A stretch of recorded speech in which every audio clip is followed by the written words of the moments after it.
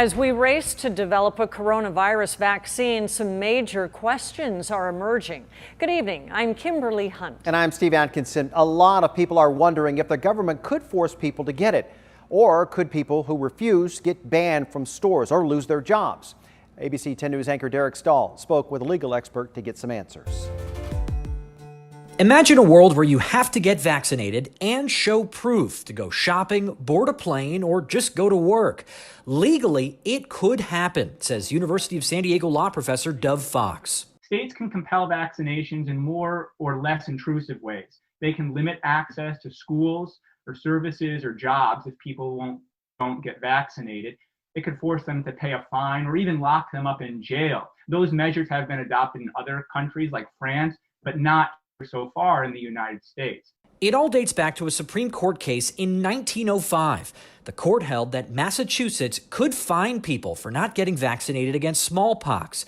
That case became the basis of vaccine requirements at schools across the country. Courts have found that when medical necessity requires it, the public health outweighs the individual rights and liberties at stake. Just last year, New York City passed an ordinance fining people for not getting a measles vaccination.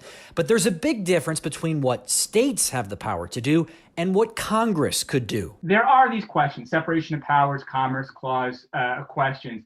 Professor Fox says a federal vaccine requirement would probably get shot down by the current Supreme Court based on a 2012 ruling on the Affordable Care Act.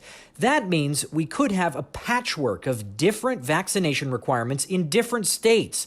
Professor Fox says states would need to allow exemptions for people with legitimate medical risks like pregnancy, but not exemptions for other reasons.